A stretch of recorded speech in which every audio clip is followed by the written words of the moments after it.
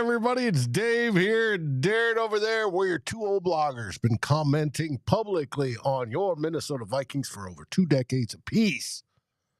It's been a long while. Welcome back to another episode of Two Old Bloggers. In today's episode, we dive into some fascinating topics. First, we discuss the potential impact of Dalton Risner joining the Vikings and whether he can save a struggling interior offensive line. We analyze his performance and compare it to Ezra Cleveland and Ed Ingram. Looking at the PFF grades and overall contributions, will Risner be the missing piece the Vikings need to improve their run game? We'll find out. Next, we're going to move on to the quick hitters, where we touch on various subjects related to the Vikings. We discuss the recent trade for Cam Akers, the blitzing strategies employed by defensive coordinator Brian Flores, and the promising performances of rookie Jordan Addison and linebacker Ivan Pace Jr. We examine the potential impact of these players have and can have on a team moving forward. And lastly, not to forget, we preview the upcoming game between the Vikings and the Chargers. Both teams are 0-2, and history tells us that the loser of this game will face an uphill battle to make the playoffs. It's going to be rough. We analyze the strengths and weaknesses of both teams, focusing on the absence of Austin Eckler for the Chargers and the importance that the Vikings' defensive approach against Justin Herbert is the right one. Can the Vikings secure their first win of the season? We're going to find out. So sit back, relax, and enjoy this episode of Two Old Bloggers.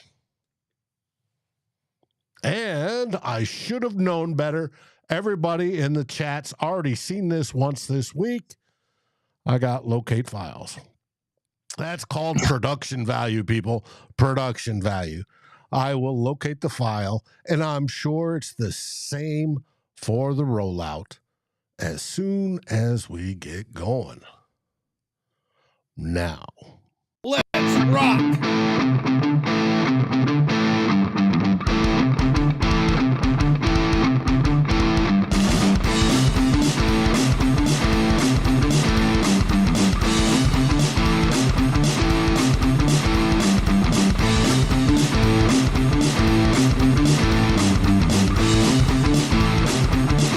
Vikings First and SKOL presents This Week in Vikings Land with Darren and Dave, your two old bloggers. And we're back. It's Dave here, Darren over there. How are things in the Great White North, Darren? Woke up this morning to a apocalyptic looking sky, kind of orangey brown, sort of like Mars. Yeah, so not a great morning. I'm assuming it's due all to the smoke. Yeah, it is. Yeah, so like it was 9 a.m. and it still felt like it was 5 a.m. Like it was that dark. Whoa. Really, really spooky looking. But other than that, everything's good. Getting ready for tomorrow's game. Looking forward to a win, hopefully. Looking forward to talking Vikings football here on Two Old Bloggers. Let's do it. Speaking of weird orange skies, I remember a couple trips up to Kabari Crossing. Kabari Crossing was on the highway of death coming out of Kuwait into Iraq, and it was the border crossing from Kuwait into Iraq. And the dust was blowing and the sun was out and the whole atmosphere was orange. It was weird. Now, let's go on to our first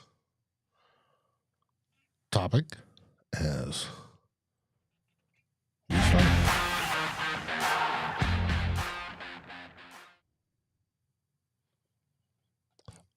Dalton Risner. You titled it, Is He Our Savior? Well, last week we were saying, can the Vikings save their season? And then now we're talking about, can Dalton Risner save the Vikings? Offensive line. Northwest there got $5. Yeah, Northfius, thanks for the super chat, buddy. I appreciate it. Anthony Tolson said, hi. Thanks for tuning in, Anthony, and everybody else. But yeah, the Vikings fans wanted it. They asked for it. And this week, they finally got it with Dalton Risner signing with the Vikes. Finally, we knew that the Vikings brought him in, of course, August 1st, I think it was. Didn't sign him then. And I think that was considered a bit of a mistake by Viking fans. A lot of Viking fans that watched the team closely because they had a lot of concerns during training camp and the offseason heading into the season with particularly our interior offensive line. Don't think there's any worries about the tackles. Brian O'Neill, Christian Jarasaw, they got those things locked down. But the interior, a lot of concerns, particularly with Ed Ingram. So when the Vikings didn't sign him, they brought him in, they had him for a look-see. Kevin O'Connell kind of indicated that maybe Risner wasn't quite healthy yet, and that was a reason for maybe why they didn't make the decision. But they, after 2 games and the struggles that particularly the interiors had with run blocking and pass blocking too, finally Kevin O'Connell and Kwesi Adofo-Mensah, they decided they had enough. We got to make a move. Risner's the best guy out there. Let's get him in. And they got him in for like a pretty reasonable amount of money, 1 year, $4 million in total. I think only 2.5 of that is guaranteed. So pretty reasonable for a guy who started, his entire first 4 years of the NFL career.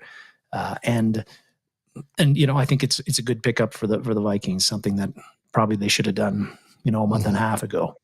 It's 2.25 guaranteed. Okay. Extra $250,000 that isn't. To play around with, yes.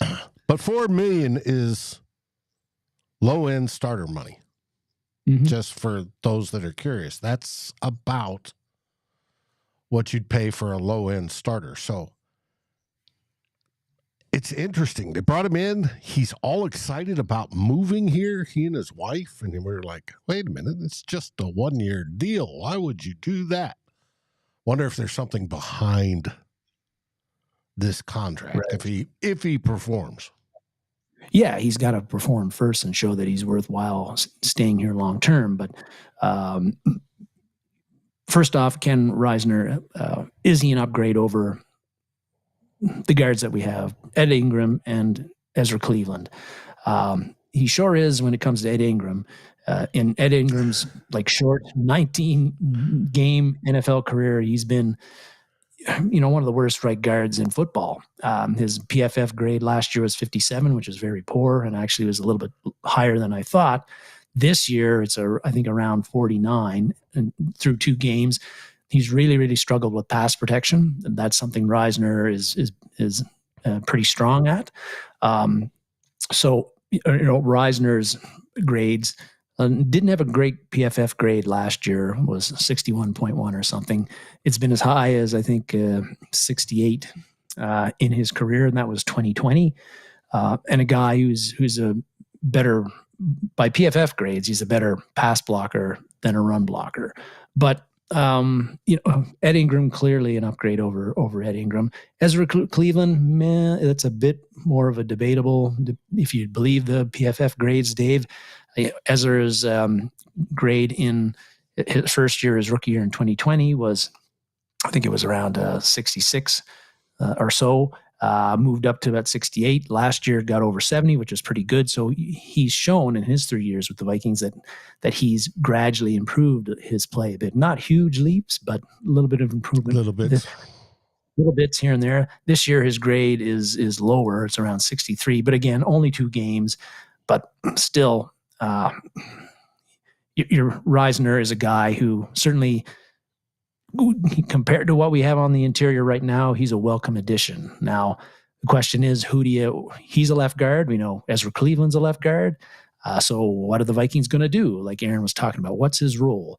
Is he, if you're just looking at performance, it's pretty obvious that if you want to get rid of, or if you want to replace one starter with Risner, then Ed Ingram is the guy that should be doing it. But Ed Ingram is the right guard. So what are the Vikings going to do? Are they going to move Risner, bench Ingram and move Risner over to right guard? Or do they move Ezra to right guard, where he's played at least one game in the pros in the NFL at right guard? And do you leave Risner over in left guard, where he's played his whole time in the NFL? That's the question. Or, maybe the Vikings, who knows? Maybe they're looking at, they're going to bench Cleveland, which would be a mistake to me, and keep Ingram in there. We don't know. We didn't get any indication from Kevin O'Connell this week on how that's all going to shake out. No, he was purposely elusive on his response on that. Yes, and he's going to be. But there's going to be a shakeup here. Risner, like you said, marginal starting money, but the Vikings didn't pay him even that, considering how slim margins they've had on their salary cap the whole offseason. They aren't paying him that just to come in and I think be a depth guy or compete for a starting job. I think, it's just, he's going to be starting. It's just a matter of when. And unfortunately, because of when the Vikings have signed him just now, it sounds like he ain't going to play tomorrow. I don't know if he's going to be playing next week against Carolina. So it's it's tough. Last year, the Vikings got TJ Hawkinson, of course, started right away, had a great first game. A little bit different situation, though, because TJ had been in training camp the whole time. He'd had 7 games under his belt. He'd been playing all season. He'd been playing all season, been in training camp. So he was in game shape. He was ready. He was football ready. Risner hasn't been doing any of that. And so how long is it going to take him to get up to speed, get in game shape, be able to handle banging around with guys, big guys? And then there's the whole playbook thing too, where he's got to, it's one thing to be, I think, again, Dave, I'd like to get your thoughts on this, but compared to a tight end or wide receiver, how much more difficult is it for an offensive lineman to pick up the playbook and really gel, because he's got 4 other guys he's got to move in sync with and handle those combinations and pick up pass protections and pass off stuff and all those little subtle things that offensive linemen have to do. I think that maybe it's not any tougher, but I think it might be a little bit tougher for him to gel with the other 4 starters, and that's going to take longer than TJ Hawkinson just going into the Vikings offense and running his routes. It normally does take time. I mean, we talk about the offensive line getting up to speed anyways during off-season training camp, and then the first few games they're always sort of out of whack. You bring in somebody brand new that's new to the system. The only benefit he has is the offensive line coach, Cooper. He's worked with him before, so Cooper can translate. It is different language. The systems they run, it is different language, which brings me to Aaron's question. He said, correct me if I'm wrong, but didn't we do better running the zone blocking scheme? Is this a factor that we've never run this bad? Aaron, that's possible. That is quite possible. Before O'Connell came, we ran the outside zone, which is Kubiak. That's what he loves to do. Blocking rules are different for the different types of zone running. You have outside zone, you have mid-zone or inside zone, which Kevin O'Connell brought over with a hybrid of two-gapping it or gap blocking. And then you have a power game. Power game's man-on-man, mano-a-mano. The rules are relatively simple. If the guy's on top of you or outside or whatever the blocking scheme is for that, you're hitting that guy, you beat that guy. Zone blocking is different because you're moving to pick a zone, like a cone. If anybody comes in that cone, you hit them. It could be a lineman, it could be a linebacker, it could be whoever. It is what it is. Now, that's on an outside zone. On an inside zone, it's sort of a mix, but it's which side you put your head on the defender. It switches from an outside zone to an inside zone. It may be you want to come across their face and plant your head or aim for his outside shoulder. And now maybe, no, you take on his inside shoulder and you try to turn direction. That's quasi the difference. Now, to learn that on the fly, just coming in, he's going to have a hard time. Can he? Yeah, I don't doubt that. He's a professional football player. He should be able to do that. Don't be so sure he's ruled out for some playing time this Sunday, because he might go in there. Now, I do like that SKOL for Life says he's been seen practicing at tackles, at the tackle spots. Is he just a high-priced backup? Possibly. He probably will be this weekend. But he could probably play all 5 positions. He played center and tackle in college. As we all know, there's a picture of him as center. And Austin Schlottman isn't the greatest center in the world. And if Bradbury's out for a long time, we might see him at center. I know people don't like to hear that, but we might. Gary, thank you so much. Appreciate the $4.99. You rock there, brother. Will he get there? I don't know. But, I mean, Austin Schlottman had a good, when he came in, he was all right. He wasn't great, but he was all right. I just want the 5 best guys.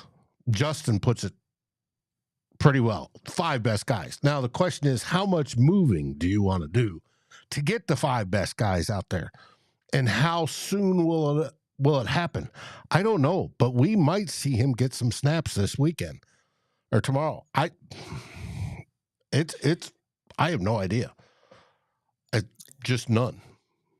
But yeah. I think with Risner and the whole thing, like the intro, like the title of this theme was, can he save the offensive line? And no, he cannot. I think there's too much going wrong, particularly on the interior. And Risner is not an all-pro. Like, this isn't Randall McDaniel or Ed White that we're bringing in here. This is Dalton Risner, a solid pro who said, good PFF grades, and we're using PFF grades because they're the ones that have the grades. They're the only ones that do the linemen like that. That's available to us. But he's not going to save it on all by himself. But if you can get pretty obvious that if you can get a guy in there who's better than one of the other guys you've got there, that's going to help your offensive line to some degree. Is it? I don't think that it's going to turn the running game, the run blocking around himself. Like, that really has to be a collective 5 guys. Everybody on that offensive line has to play better than they've been playing. It's also going to help, I think, this week that Christian Darrisaw is back and not out, and we don't have and Quisenberry playing in there, because again, if the Vikings, that'll maybe allow them to run more of that outside zone kind of wide stuff, whereas on the interior we've been having no success at all in the running game. But Risner will help whenever he gets in there. It'll help a little bit that if Bradbury can get back and get healthy, but back's always a worrisome thing. I think the whole thing with the one thing that and we'll get to it, but Bradbury's questionable going into tomorrow. Into tomorrow, yes. I think with Risner, the fact that Kwesi Adofo-Mensah and Kevin O'Connell brought him in 2 games after they had already had him in for a look, and then I think that they drafted Ingram in the 2nd round. They thought pretty highly of him. They're not going to give up on him right away, even after rough start in his rookie year. But everybody knew that there was no secret that he was terrible last year and didn't look very good. And so you hope that the Vikings, particularly with Ed Ingram, where did Kwesi Adofo-Mensah and Kevin Connell, what were they basing their decision on not signing Risner on and sticking with Ed Ingram? Was it what were they seeing in training camp and OTAs that indicated to them that Ed Ingram was improving, that he was taking a step up in his play, was not going to be the same guy he was as a rookie? Did they see something, or were they just kind of hoping with their belief and with their belief in their scouting that he could take that next step? I think they took a calculated gamble there, and so far it is a gamble that has not paid off. And now, 2 games into the season, you're 0-2. Your run blocking has been horrendous, particularly on the inside. And now they're signing Risner. And I think that opens them up to a lot of second guessing and questions about, you guys knew this was a problem. You didn't do anything about it until now you're in crisis mode and you're trying to do something about it. Why didn't you do it beforehand? And it may not be, the why may not be Ingram. The why may be Risner. Yeah. He could have, there's rumors that he got hurt in the off season doing something. And he wasn't healed when he came in August. He wasn't 100%. And they're like, no, you're not going to pass physical. And it took this long before he could pass physical. I don't know if that's the case or not. That's just scuttlebutt that I've heard, but it could be on him. Now, could be. Nobody else was signed him either. Right. Yep. And that's just it. 2+ weeks and nobody else signed him. Now, did he want too much money? Norris Fias, thank you so much again. Bring back Dennis Sweely. Yeah, I'd like that too. I don't know. I want Ed Ingram to take a step up. He has the power to do such. I would like to see him develop into a good starting offensive guard in the league. Is Risner a good starting offensive guard? Well, there's not much difference other than Risner's skills reside on the pass blocking side, whereas Ed's were better at run blocking. Ed's got power. Ed, you see beautiful plays from him, right? Beating Jalen Carter last week. And then you see the next play, and he gets absolutely run around. And you go, are these the same people? Yeah. And I don't know. I wish I was a fly in the wall in the offensive line room and could tell. I do think coaching has a bit to play with it. I still don't think we have the best coaches in the world on the offensive line. I didn't think that with Zimmer, and I don't think that's the case with O'Connell. We'll find out. We'll find out, and I think that just beyond the issues we've had on the offensive line, and I keep on saying, particularly on the interior, I think that because that's where the problems are. Also, the problem is that Darrisaw missed a game and couldn't play against a very good defensive front in Philly. But they brought in Risner. I think that what we keep on seeing this year after year. I think I remember Mike Zimmer once said, maybe it was after the 2016 or 2018 season or something, the offensive line was crap in the bed, and he's like, we're going to get this fixed. And they never did fix it under Zimmer, and they're still not fixing it. Now we put in resources on it, particularly drafting high guys. It's worked on the tackles, but the Vikings, I think, Kwesi Adofo-Mensah and Kevin O'Connell, they've got to revamp the interior next offseason. They've got to do something, whether it's maybe Risner shows that he's a long-term solution at guard, either left or right guard. We'll see. Could be. But maybe he comes from the free agency again. Maybe they need to sign a high-priced guard or even a center, even though they just signed Garrett Bradbury to an extension. But if his back is not allowing him to play, or he doesn't play the way you're expecting, then maybe you got to eat the money that you spent on him, even though it wasn't a huge contract. And then maybe they got to look again. I think they do have to look again at the draft, picking somebody in the first or second day on the interior, getting players that are better than what we have now, and not just settling for, well, he's all right or he's good enough. We need guys, and you need to find a guy on the interior, whether it's a center or a guard, who's going to be a cornerstone anchor like Christian Darrisaw is and like Brian O'Neill is. And they just haven't been able to do it, and it doesn't look like it's going to happen this year. So next year, however this season goes, the interior of the offensive line has to be a focus for the Vikings front office on how to get a guy that's as good as Darrisaw and O'Neill that you have at tackles, somebody of that caliber on the inside. Because it's just been year after year after year, the same shit happening particularly on the interior, and we never fix it. Well, I don't disagree. Now, bringing Risner in, he's an outside zone guy. Bradbury's an outside zone guy. Ingram or Ezra was trained as an outside zone guy. Ed is the only one that wasn't an outside zone guy. So I'd like for them, if they're going to settle on a hybrid style of blocking, have the O-line coach be capable of doing that, and then tailor that around the blocking abilities of the linemen that you have right now. That should be first priority. Tailor the blocking scheme around who you have right now. That's the best way you're going to get the maximum out of it. My worthless opinion. Thank you, buddy. We all appreciate the $5. Very, very much. I hopefully will soon. Way the super chats are going, in my worthless opinion. I saw your remark earlier. Have enough money between all of us over here at Vikings First and SKOL to buy a bottle of that Texas whiskey I like so much. Hopefully by the time I can drink it. Which is not now. Yes, that's right. It's about 2.5 weeks from now. Damn it. Anyways. But time will fly by, Dave. That time will fly. Yeah, I'm sure it will. I'm going to need it tomorrow, though, and I won't have it.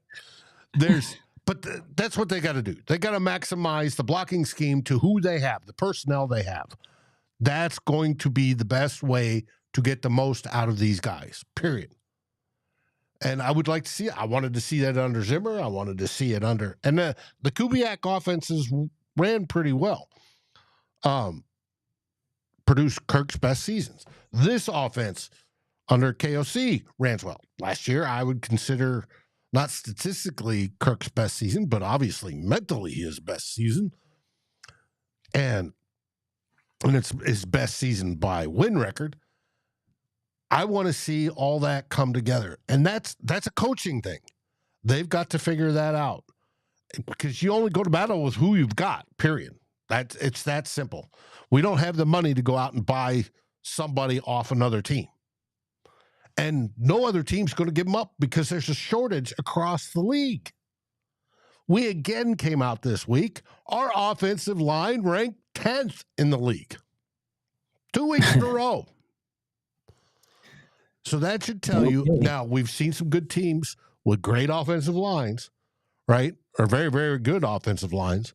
And we know who they are. But that should tell you how offensive line play is in dire need across the entire league. And so our guys need to step up. Yep, 10th. Thank you, Gary. I appreciate the whiskey fund. Yes. No, it's just, I don't know. Anthony, we'll get to that in the third theme. So it is what it is. Well, that moves us on to theme 2.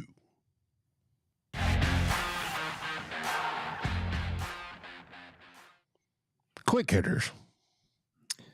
Yeah, it's been a pretty busy week news-wise for the Vikings, so there's a number of things I wanted to touch on and didn't have time to have 20 themes in the show or else we'd be here 5 hours.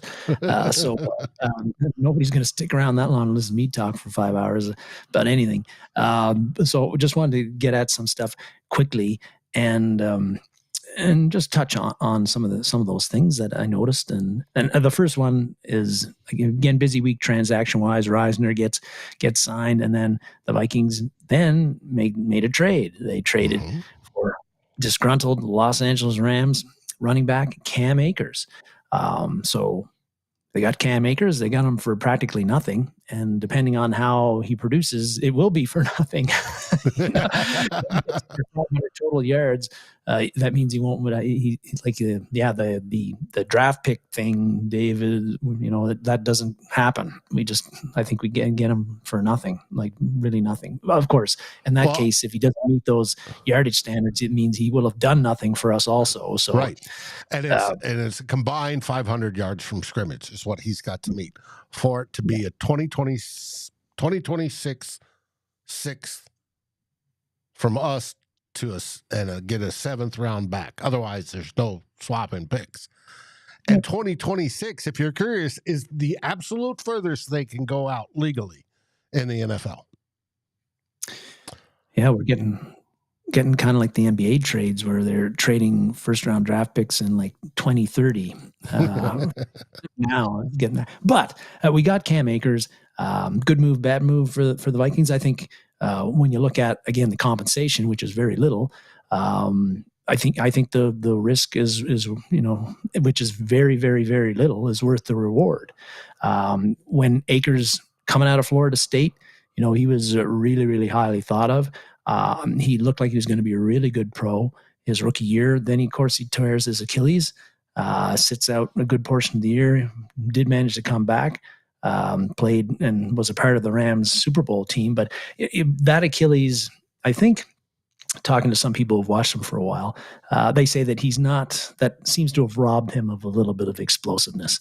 Not surprising, because it's a really major, major injury for a skill player in football to have your any football player.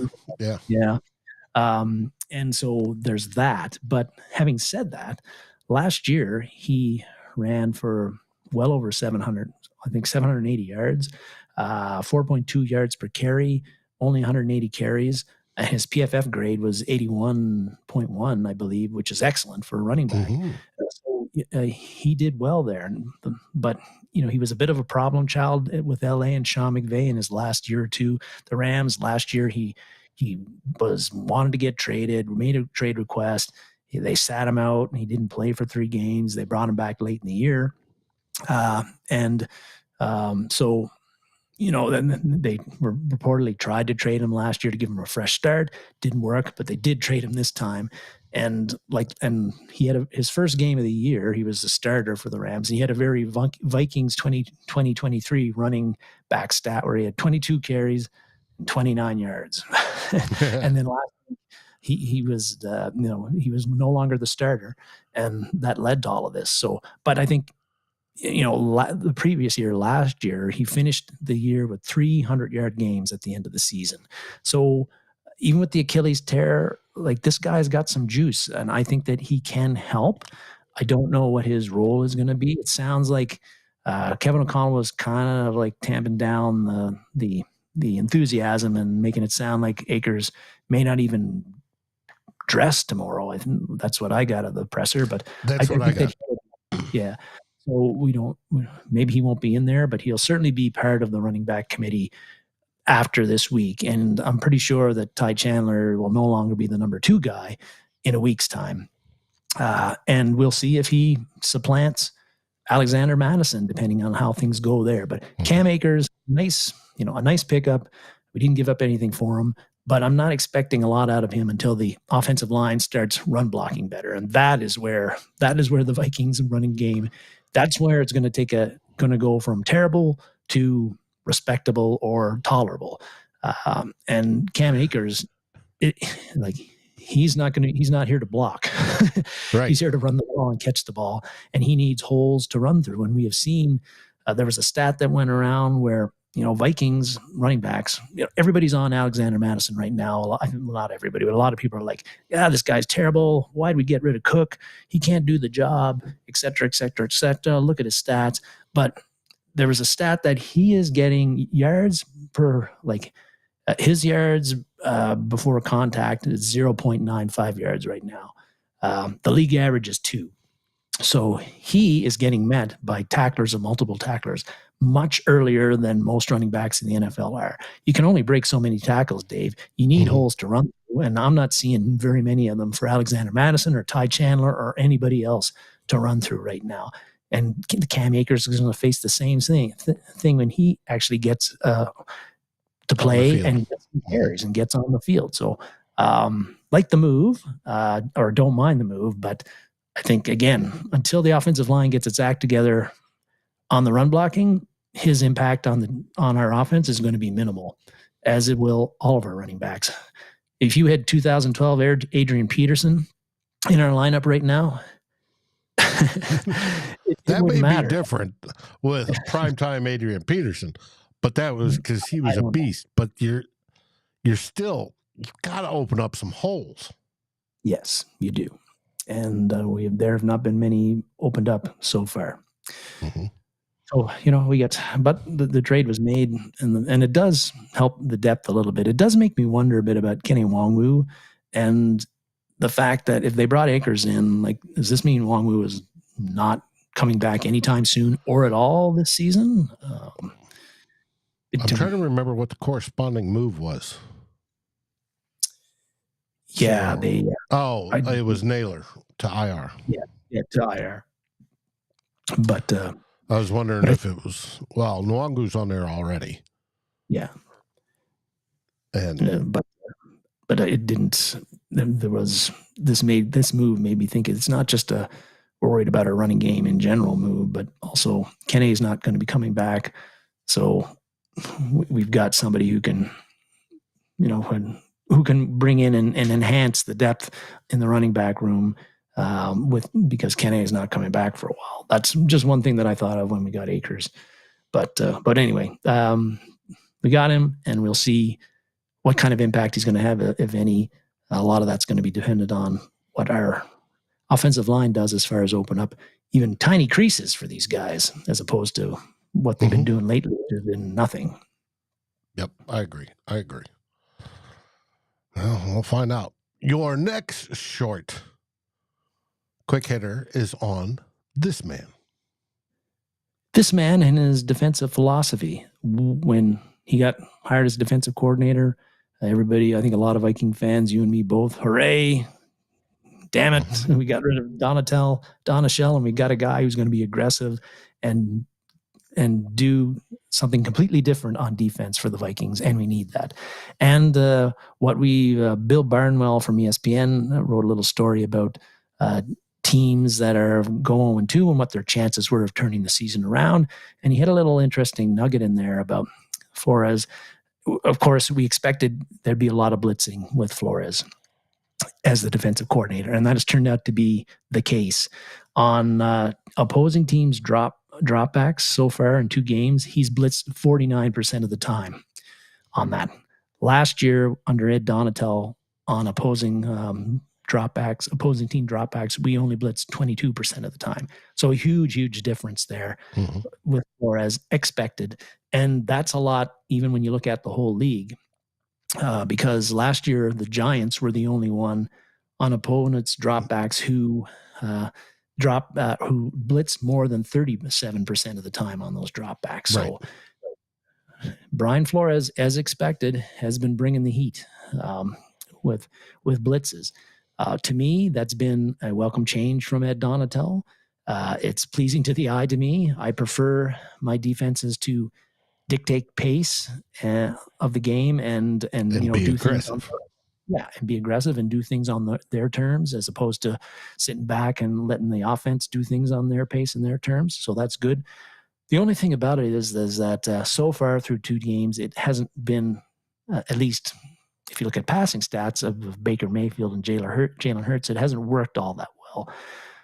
Mayfield and Jalen Hurts are 19 for 28 for 235 yards on dropbacks where the Vikings have blitzed. So it's not like we're holding them under 40% passing and all that sort of stuff. Having said that, and those stats, to me, Flores is keep on keeping on what you're doing, buddy. It may not have worked the first 2 games, but I think eventually it is going to work. And even so, there's, I played a lot of hockey when I was a kid because I'm Canadian, of course, and then coached basketball as well. I would have never guessed. Yeah.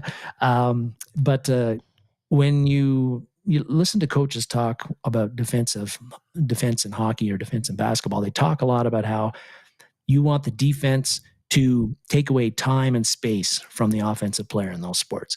Meaning, whether it's the guy who has the puck or the guy that has the ball in his hands in basketball.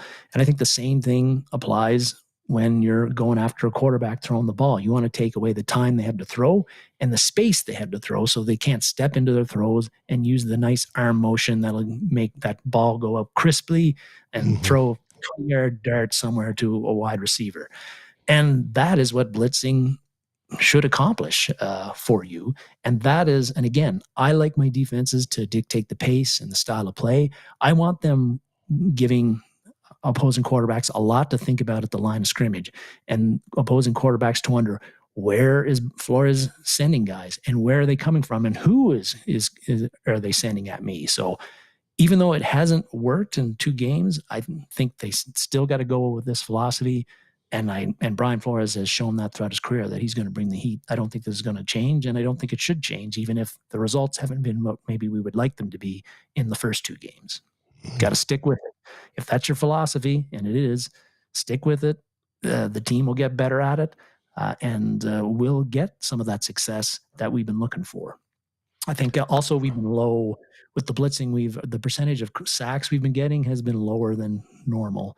I think we've gotten 5.8% of the time we've been getting a sack on the amount of times we have blitzes, whereas the league average is around 8. Not a big difference, but it's just, again, another little stat that shows it is enough. And part of that could be Davenport not being in there.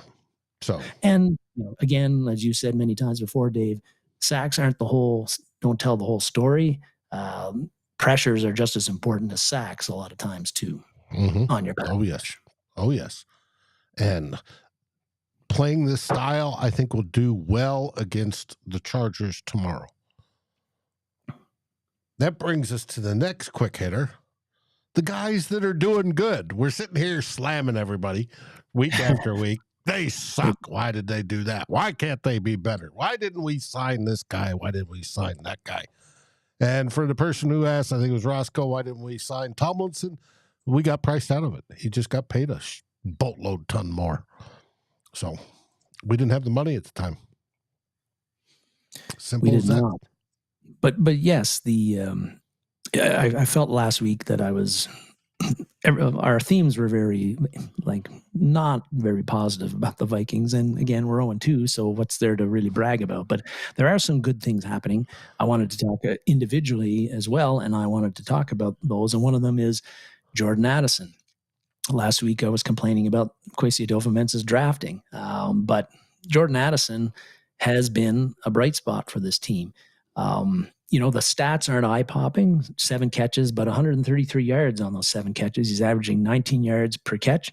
He's got 2 long touchdown passes on those 7 catches that he's had, and he's only been targeted 11 times. His stats they match up very well with most of the 3 wide receivers that were drafted before him. Said it again. Thank you, buddy. Jackson Smith in Jigba has got 7 catches, but only for 45 yards right now. Quentin Johnson, the big 6'4", 220-pound guy from TCU, that the Chargers picked, and he'll be playing against us tomorrow. He's only got 2 catches right now for, I think, 9 yards or 16 yards, something like that. He hasn't been much of a factor at all. Zay Flowers with the Ravens, he's done really well. He's got 13 catches for well over 100 yards. But none of those guys have any touchdown catches either. Flowers has been targeted 15 times, so 4 more than Addison. Addison's numbers, he's been explosive had some big explosive plays with the few amount of targets he's had. He looks like he belongs. He looks like he's a guy that's going to be a very, very good pro and a very, very good player for us for a long time.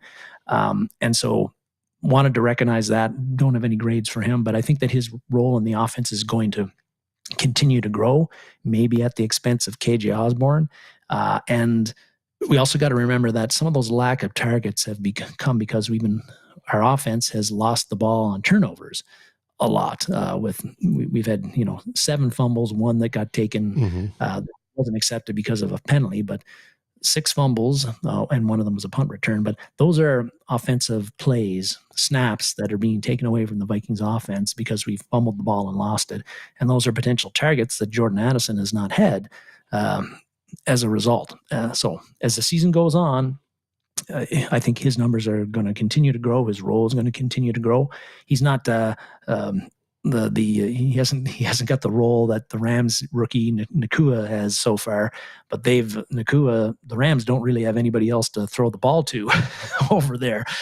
Jordan Addison's playing with TJ Hawkinson and Justin Jefferson, and those guys are going to get a lot of targets their way, and that are going to take some away from them, no matter what. But I wanted to recognize Jordan Addison because I think that he's been a real bright spot, and he's done exactly what I thought he was going to do when we drafted him. And that was step in, be a pro, and do a really good job, and be, I think, a cornerstone player for us in the future. As long as he keeps his nose clean and doesn't do 140 miles an hour down I-94, we'll be fine. And he may have learned his lesson from that, but he's on the field. I'm liking what I'm seeing. Worried about it being too small, but he's dealing with it so far.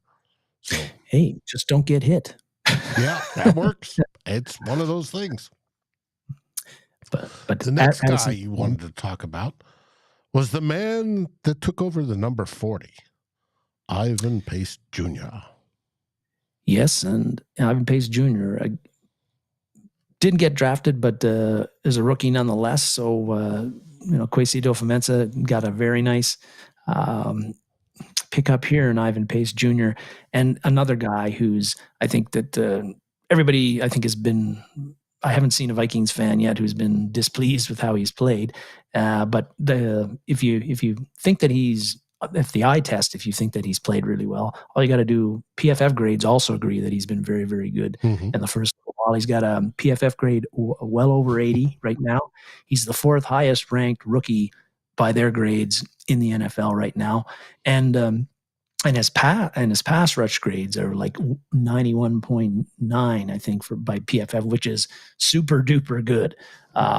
So he has been, you didn't know exactly if his college career would carry over in the NFL. And even in preseason, you're kind of wondering, well, he's not playing against starters. Right. But in the 2 games he is now playing against starters, he's played 74% of the defensive snaps. So Brian Flores trusts him and thinks he's a guy that he needs to have out there on the defense all the time.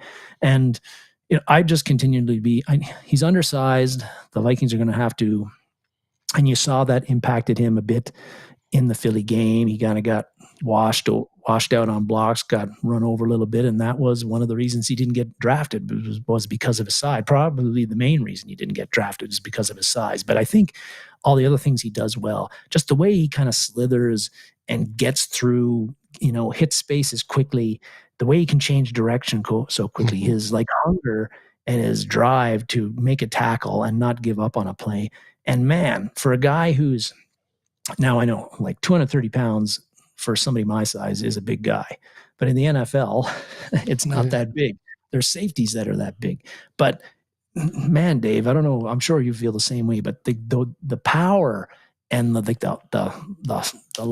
pump that this guy gets when he knocks guys who are way bigger than him off of blocks, and it's just I don't know how he does it, but some people just have that little extra, that whether it's their center of gravity or whatever the hell it is, Ivan Pace can knock you on your ass, even if you're 200 pounds heavier than he is.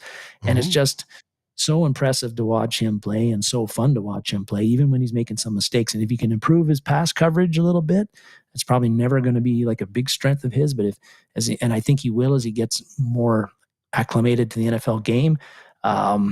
And, there's probably some things that he can clean up too. But I think that he's going to be a major, I think he's going to be a major cornerstone on the Vikings defense for the next 4 to 5 years or longer. And I just look forward to watching him on the field every snap. He's just a guy that I can't take my eyes off of because of the things that he can do. And looking forward to him getting better and better as the season goes on and as his Vikings career goes on. And I just very, very happy that we got this guy and signed him as an undrafted free agent and didn't let somebody else. Well, Pace kind of picked us too, but he had his choice. But I'm just very, very glad we were able to get this guy signed and on our team because he is an asset now and he's going to continue to be. Yeah, and Northfield says that Davenport should give up his 0 number for him because, of course, that's what he wore through college. Yes. I agree, because the zero's been unlucky for Davenport, obviously. So, well, if he ain't going to play, might as well give the jersey to somebody who does. Exactly. I sort of think of him as a, Pace is a small linebacker with Napoleon complex. He's outperforming his size. Just like he said he would. Mm-hmm. Yes, exactly. Now that brings us to theme 3, the game. Boop. Hit that too early. Vikings versus Chargers at US Bank Stadium at noon Central Time tomorrow. The time that Kirk Cousins happens to be superhuman. How is this game going to go? We're going to start off with the slides. Yes. Injury reports. Right there, we've got Marcus Davenport, who we just disparaged, already out. Center Garrett Bradbury is questionable, has to make it through warm-up safely, and we'll see. Over on the Chargers side, we have Austin Eckler is out, which is a good thing. They're going very with good backup running backs. Eric Kendricks is out, which is sort of a shame. We'd like to have seen him. I mean, he'll be in the building, but we'd like to see him play. Joey Bosa, the oft-injured Bosa, is questionable. Don't know. And then you have Chris Rumpf and Christopher Hinton are all questioned, and Henley are questionable for them. When we get to the simple stuff, quarterback versus quarterback. Right now, PFF has, and this is new this week, I've never seen this before, Kirk's power ranking is a 3.5. I've never seen a 0.5 on their scores before. Justin Herbert's is a 6.5. So they're favoring Kirk Cousins. When we get to the offense versus the defense, we have offense ranked 6, defense, offense power ranking on PFF is 6, defensive power ranking for PFF on the Chargers is 21st. Now, you're going to see some disagreements when we get further down this chart. FTN Fantasy now runs DVOA. You can explain that, Darren. What happened to Football Outsiders? They were financial mismanagement and not paying their writers. So they're now over. Schatz is now over there, took DVOA with him. We now have those numbers. The Vikings are 14th on the offense, and that's a move up from last week. 10th in the pass and 30th in the run. There's where the run affects us. Now, when they look at the Chargers, they've got them ranked last in the league on defense, last in the league on passing on defense. That's why I think Kirk Cousins is going to have a day. And 25th against the run. So maybe our running game gets a little fired up as well. And then you get Elias Sports, which is your standard NFL.com, ESPN, all those box stat scores. And you can see here where we're 8th versus their 32nd, second in passing versus their 32nd. We're 32nd in rushing versus their 15th against the rush. And then we're 18th in points and they're 30th in points. And then you have your sacks. We've given up 4, and we've got a turnover. We've given up 7 turnovers. We are at we'll get to the difference on the next slide, but it is what it is, and you can see those numbers there. Yes, Aaron, I think pass to open the run is probably a good strategy for this particular team in particular, but for the Vikings as a whole. And you can see the Vikings are favored by 1, and the over-under is 54 points as of yesterday. I don't know if it moved at all. They expect a high-scoring game. We flip the script here. Vikings defense versus the Chargers offense. And they're not liking, and that number on the offense for PFF may be wrong. I don't think it's 32. I don't think they've got a higher one. That's higher than that. I was shocked when I saw that offensive ranking. No, that's got to be wrong. It's like third. It's they can produce points. Overall, DVOA, they've got the third overall offense, third and pass, fourth and run. So they've got decent offense. Obviously, their weak points are like us is the defense. They were at 20th. We went down a little bit. We're 12th against the pass. And part of that was last week when Flores, his primary deal last week was stop the pass. And he did. And it stopped the pass and cost us in the run game. And we're 27th there. Then you get your yards and passing and points, etc., and sacks and differential. You can't win your division if you start out -6 after 2 games in the differential department. That is absolutely crazy. Oh, yeah. And then lastly, special teams. DVOA has the Vikings special teams. This is not just kicking. It's kicking, punting, kickoff team, punt team, receiving teams, etc. Has us 8th overall, and they've got the Chargers 14th. So we win that one by the numbers. Those are your deep dive stats into tomorrow's game. Brought to you every week by David Stefano. Mm-hmm. And now, your opponent, Mr. Justin Herbert. Well, him on a lot. Last week, after the Vikings lost on Thursday, and we kind of went into the well-known stats about 0-2 and how that's not very good for your chances of making the playoffs. You start the season 0-2. Less than 10% of the teams since 1970 have made the playoffs. Well, as you can imagine, if you go 0-3 to start the season, your chances are even get squeezed even more.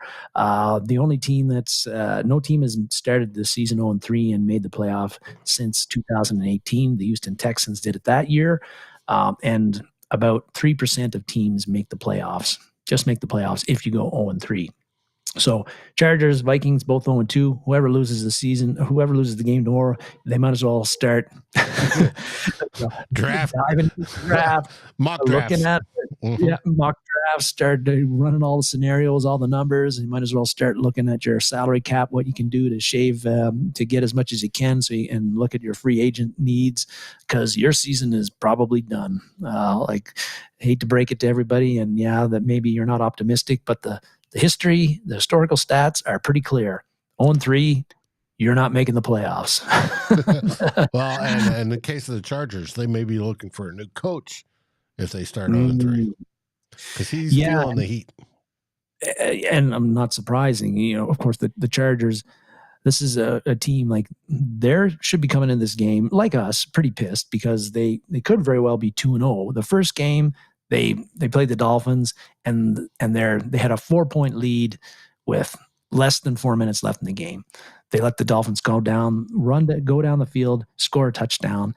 They're down by 2. Okay, no big deal. They still had 1:45 left, 2 timeouts, and a chance to get a field goal, to kick a field goal to win the game. So what happens? First play, 10-yard pass to Gerald Everett, get a first down. Next 3 plays, intentional grounding on Herbert. Second play, sack of Herbert. Now it's 2nd and 29. They completed a 17-yard pass. Now I'll pass, and now it's 3rd and 17 or whatever. Herbert gets sacked again. Game over. And then against the Titans the next week,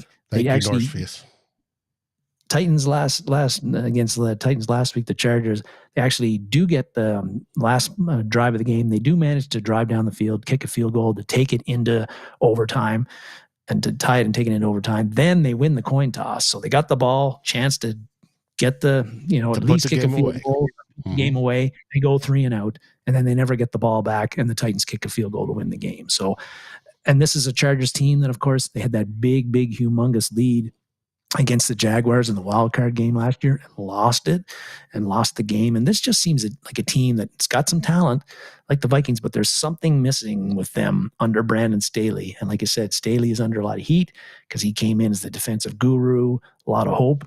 And they did make the playoffs last year, but you collapse in the wild card game. And now they've played 4 straight games where they've lost by less than 1 score. So they're kind of like the anti-Vikings in a way.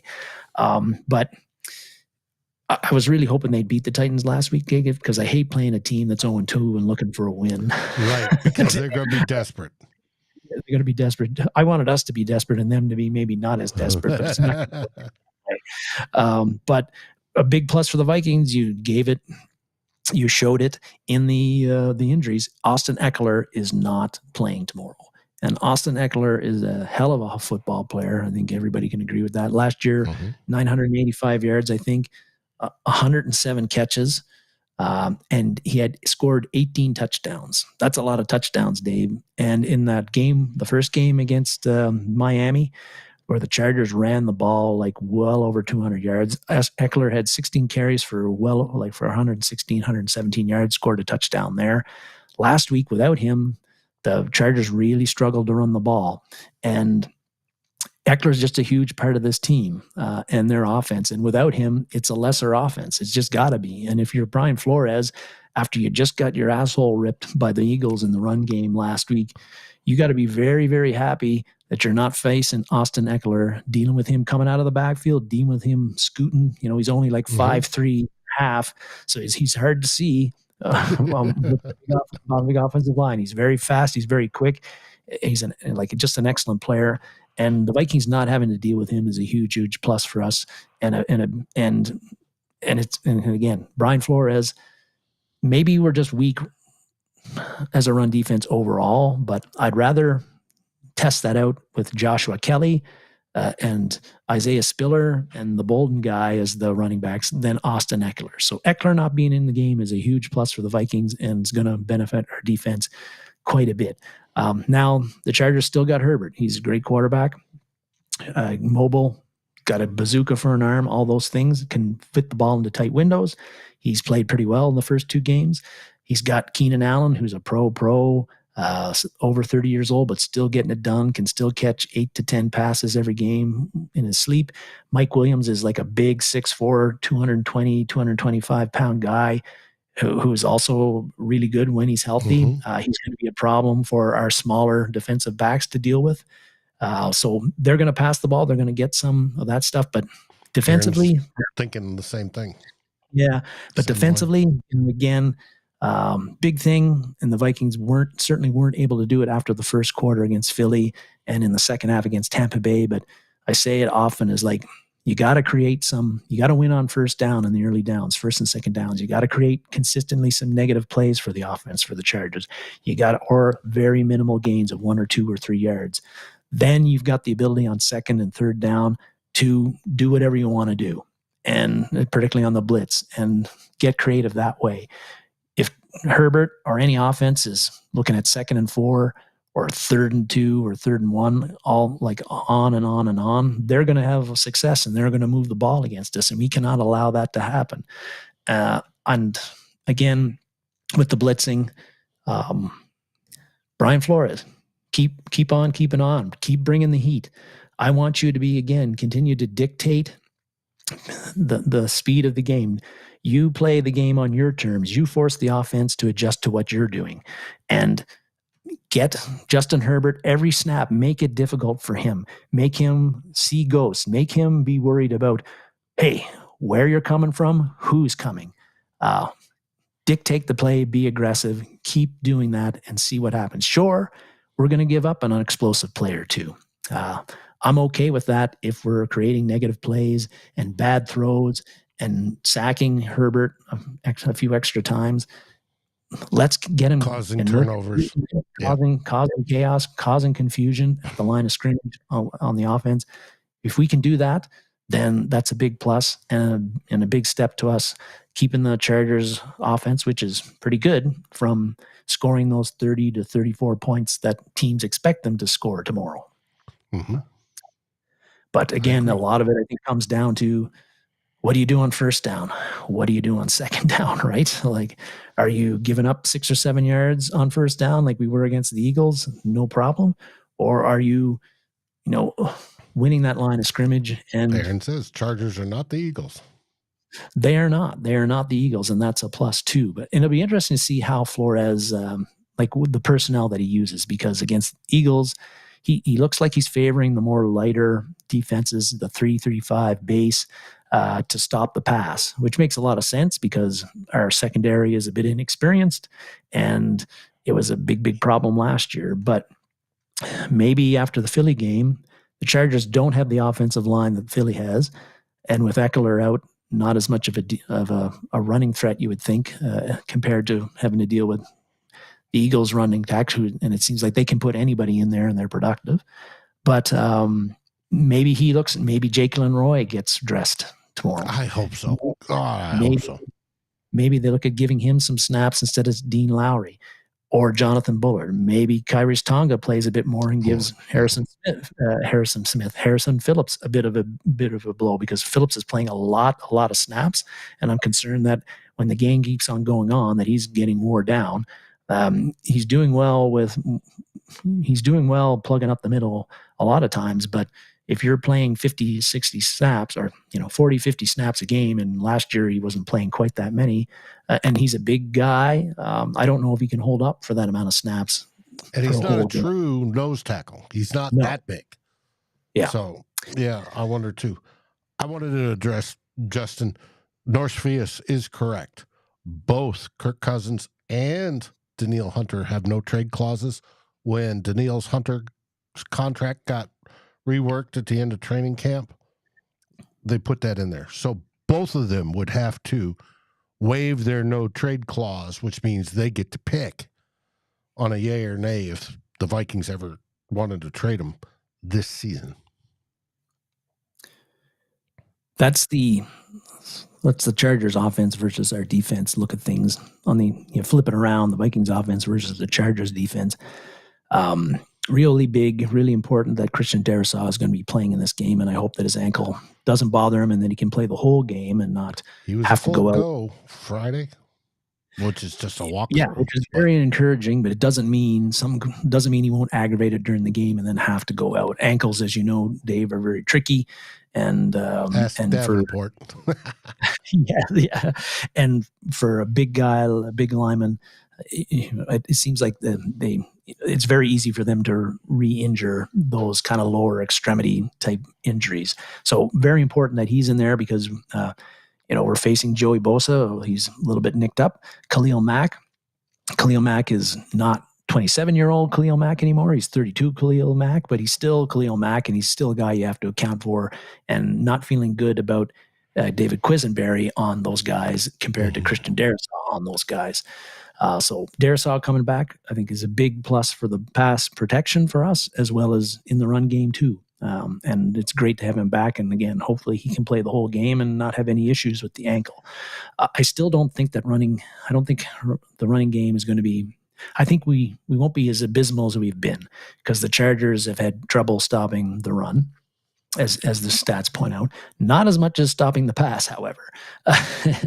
And, I think until our interior starts blocking better, we're just going to have to deal with a running attack. I think that is below NFL standards, and below the standard we'd like to see. But passing-wise, the Chargers, cornerbacks J.C. Jackson, Asante Samuel, and Mike Davis, they have not been able to slow down opposing offenses' passing attacks at all. Couldn't do it against Miami. Couldn't do it against the Titans, who don't exactly have, they don't have Tyreek Hill and Jalen Waddle that they're throwing out there. So the Vikings, they've got an big advantage here, and with Kirk Cousins playing really well, with Justin Jefferson doing what he's doing, with T.J. Hawkinson doing what he's doing, Jordan Addison getting him more involved, even KJ Osborne. Like, we should be able to, as long as Kirk can get a little bit of time, Jefferson, Hawkinson, these guys are receiving. They're going to feast. They should feast, and we're going to be throwing the ball a lot, because that's what we're most successful at. That's just how it's going to work, and I'm okay with that. and we have the advantage where we can exploit that, and we have to exploit that. I think, again, though, if you can't hold on to the ball and you're giving up offensive possessions and giving the other team a short field to work with their offense, that's not going to work out very well for you. And it hasn't worked out very well for the Vikings in 2 games. But last week I said, we fumbled the ball 7 times. Again, one of those didn't end up fumbled being a 6, 1 interception. Yeah, well, I think we fumbled 7 times, but one of them got called back because of Madison's second one. Yeah, and we've lost all of them. And the opposing team has fumbled twice in games, and they've recovered both. Which is weird. It's very random. Wise, that doesn't happen. No, it's very random. So one thing is, the Vikings, maybe this will be one of those weird years where the Vikings just turn the ball over a lot, no matter how much they focus on it or all that stuff. But I don't think that's going to happen. I think that that randomness starts turning in our favor tomorrow against the Chargers. We're not going to turn the ball over and fumble it like we have been. And even if we do, we might recover 1 or 2 of those. And if that's the case, instead of the randomness, the fumble luck that has been going against us is not going to continue to be that way. And if that happens, and again, hard to control those sorts of things. Mm-hmm. But Kevin O'Connell and Wes Phillips and everybody on the offensive side of the ball have been harping on this all week and doing things in practice to work on ball security even more than they normally do. And the players are going to be very aware of it. Hopefully it doesn't allow them, and it still allows them to play loose and free on the field and still do the things that they normally do. But I'm not expecting us to turn the ball over like we have. And if we can come out even on the turnover side of things in this game, then I think with the way we have been playing in other aspects of the game on offense and defense, I think that we can, this is a game that we can win. And I think we are going to win it. I'm not hugely confident in that, just because these teams are very evenly matched. I don't expect that either team is going to win by multiple scores in this one. It's going to be close, but I think that the Vikings do pull this one out. And that's very important, because then next week you go to Carolina against the Carolina team that's not very good, and you can get a chance to go 2-2 and get your season back on track, as opposed to going 0-3 and basically your season's over. Mm-hmm. Yep, very well could. Now, that brings us to the end, but I wanted to bring up something. Do you know that you can join Vikings First and SKOL? You can become a member, and we have 3 tiers, starting out with, I think it's $2.99 or $3.99. It's the lowest, going up to All Pro. We have 2 members already, and I want to thank Michael, who I saw today. I haven't seen Davey, which makes me wonder. Davey did make a comment here. Yeah. Good. But both of Davey was first by about 30 seconds. Signing up over Michael. But I want to appreciate both of them. They got at the highest tier, which will end up with a get-together online to talk to me and Tyler and Darren if he wishes to join in. And we're going to have a private discussion about your Minnesota Vikings. It's one of the benefits that's going to be put out. But I wanted to thank both of them from our hearts. We appreciate it very, very much. You guys rock.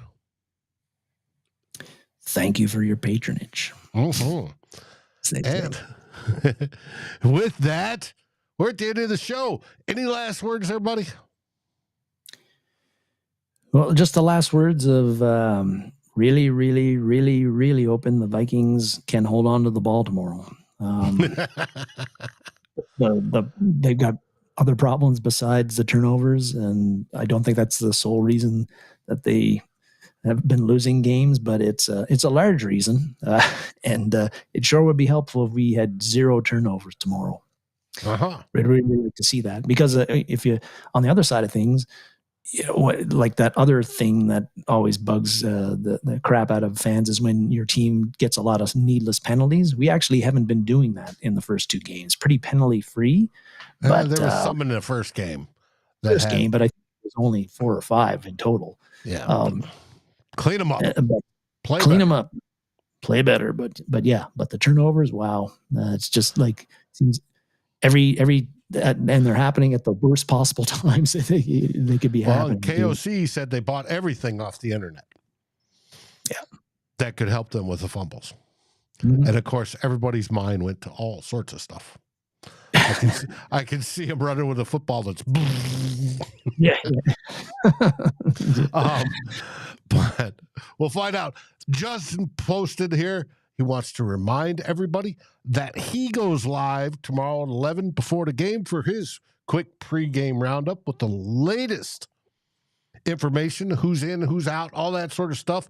He'll be on there. Then live at the 2-minute warning, Vikings First and SKOL goes live. We're the only one that goes live at the 2-minute warning during the game, and we'll bring you home. We'll call plays, do all that as we watch Vikings win or Vikings loss. Either way, we welcome you and invite you to join us tomorrow at the 2-minute warning. And then Justin again later tomorrow night at 8 o'clock on his show. He and Rap will be going over their postgame. That's it. And then, of course, Monday we'll have Tyler for the Real Forno Show. I want to appreciate everybody. Thank you for coming over and watching on this Saturday afternoon, as I guess the Buffaloes are getting beat badly. And we'll see you soon. What do we say there, Darren? We say SKOL Vikings, baby. SKOL Vikings. Thanks for everything.